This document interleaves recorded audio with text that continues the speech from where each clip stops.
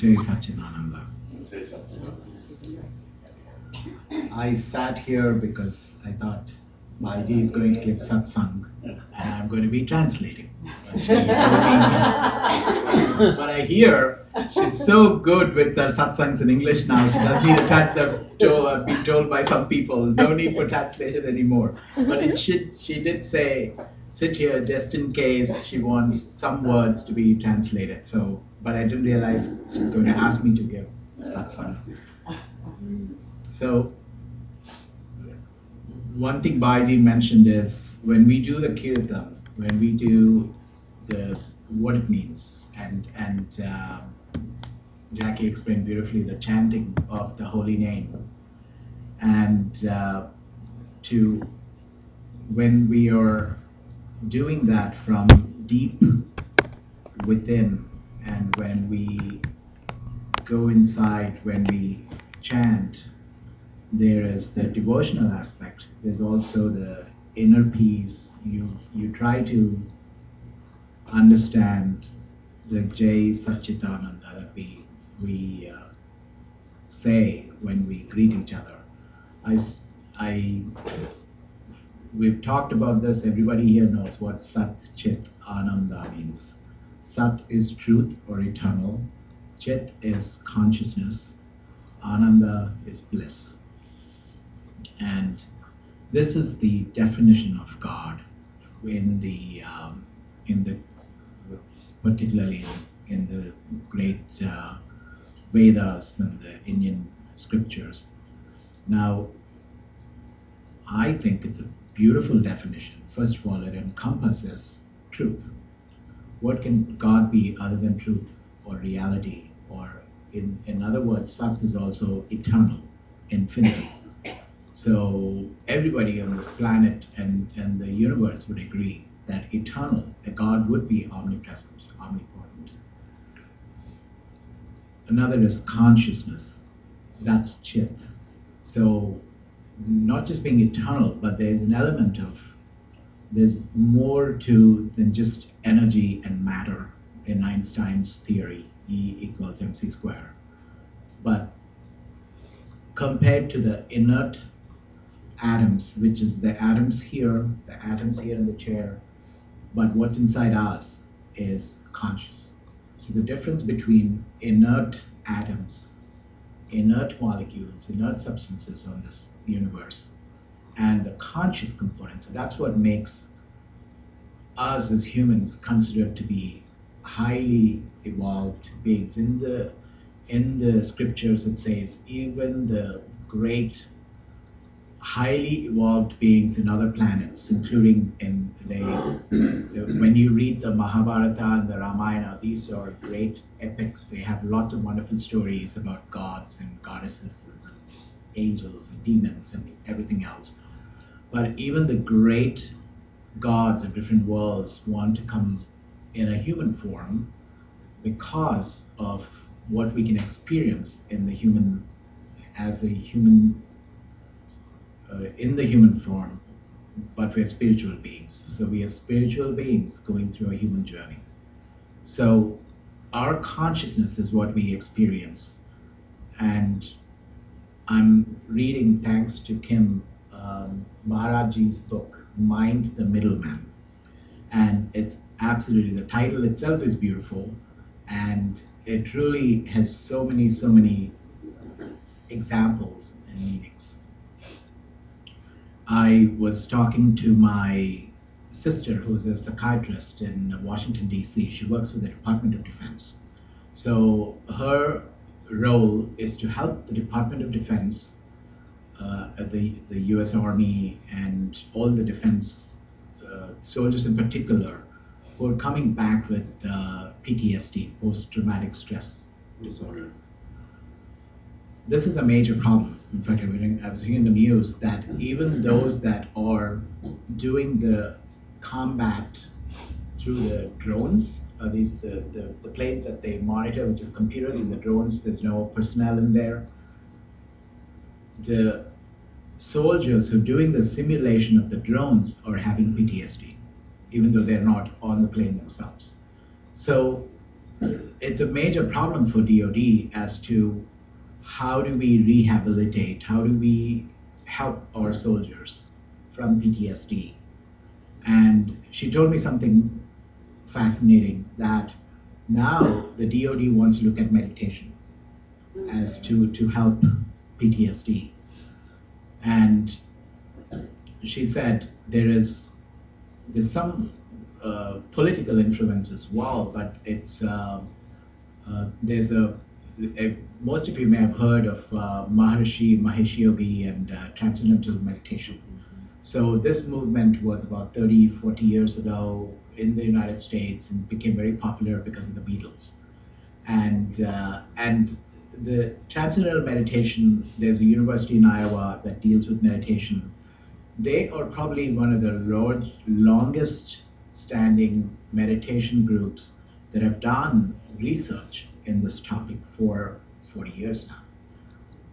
So there is a Hollywood proponent for this, someone called David Lynch, who is a TM follower, and I believe is famous for some movies. I forget which ones he made, but.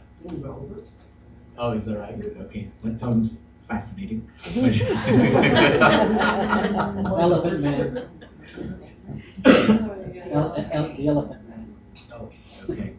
So he has gone to the higher political influence in Washington, D.C., and that for DoD, and wants TM to be part of meditation to try and help our soldiers.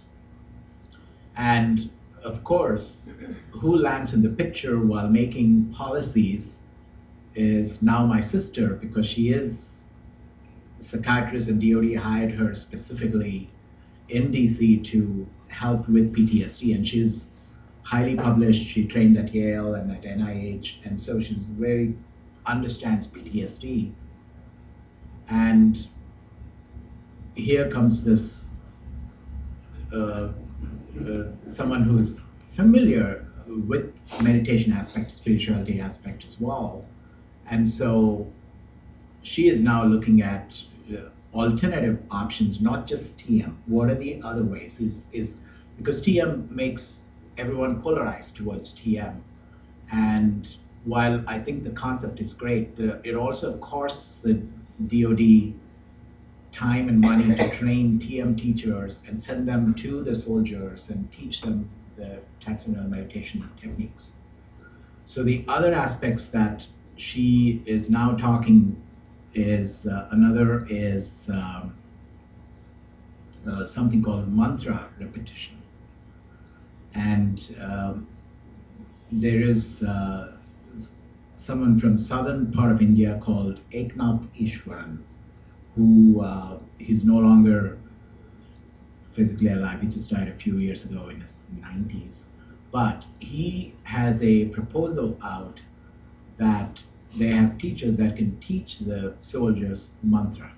Now, mantra is a Sanskrit term. It's a word, but it usually has usually it also has a significance of what you repeat. It's got a shabda, it's called a vibration to it. So you repeat that to bring inner peace. So that is also a different aspect. Now, what mantra?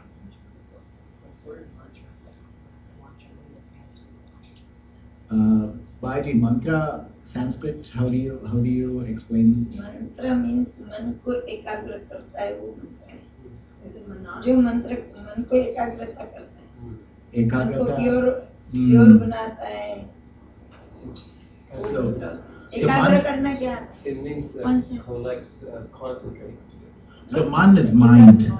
Man is mind, and mantra is these are the words that can purify the mind, that can bring peace, which is what the soldiers need. But not just the soldiers, everybody. So there is a proposal now, and of course the mantra could be anything. Could be I don't know what Eknath Ishwaran's program has, whether it's can vary to religious, can be Hail Mary, I suppose, or Jesus, or can be Rama, can be any aspect. So I'm not sure what exactly, but that's another proposal that she has in mind to say, because mantra is a little bit easier to teach people than having a transcendental meditation approach. My little bit of argument with the mantra is that unless people understand that it is the purifying of the mind and what you do with the mantra. So, but I'm sure that's something that can be, we'll have to get educated. That's why we need knowledge, we need understanding, we need the jnana to understand what we're doing, not just simply chanting.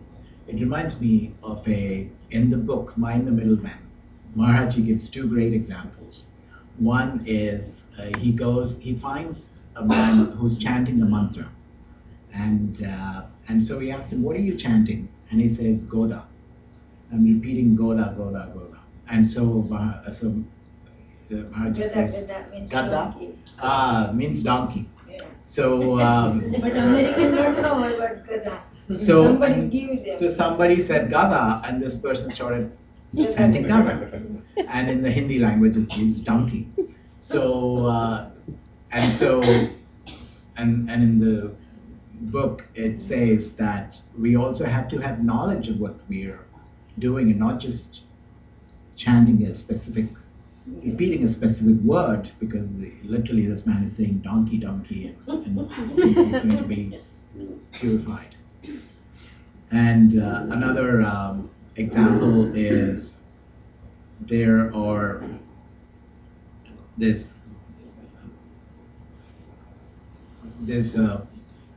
is related to olden times. There's a forest, and there's a parrot that a saint finds a parrot, and then and there's a parrot catcher, I guess, who goes and puts a net, and the parrots fall. And so one day this saint finds his parrot, and he takes the parrot home, and he trains the parrot to say that a parrot catcher is going to come, he's going to throw a net, but we're not going to fall into the net, and we're not going to be trapped.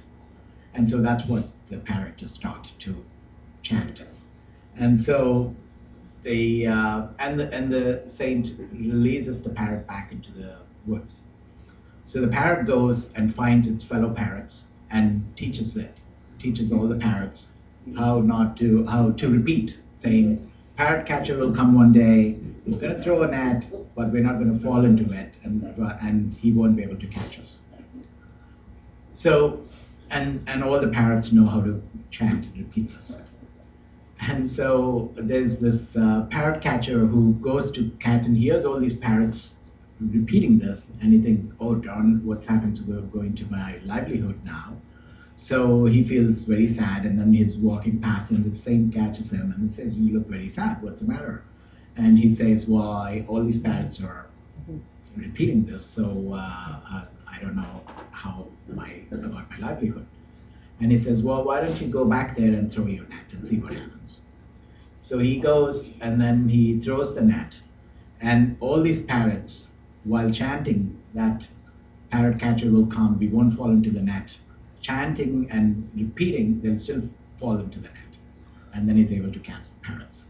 So I think there's great meaning as to, unless we have the consciousness and knowledge of what we are aware of our existence, and how truly this Mind the Middleman is beautiful, because, and I mentioned this title to my sister, she said, "Oh, what a fantastic title, I want to read that book right away," you know. So don't worry, Kim, I'll give it back to you. I'm going to send it to DC. You might need to mail it and then give it back later. So I think with deep devotion, and I noticed Fallen has Hanuman ji on his tabla cover here, and Baiji loves when I talk about, even when I was in Mexico at the Mexican wedding with this, the bride was wearing Indian sari, everybody else was dressed in white, and the bridegroom was wearing something like this, and she asked me to give satsang, and she came to me and said, "Talk about Hanuman, talk about mastering the mind and the significance of Hanuman." And so, and I told you all when I asked Maharajji the significance, how he mentioned that Hanuman truly represents the human awakening of consciousness.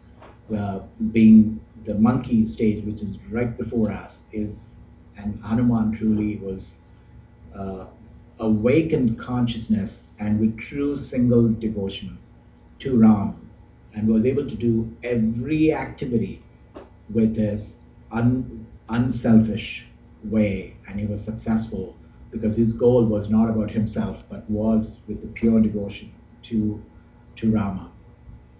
And Maharajji says in this book about, we all know that God is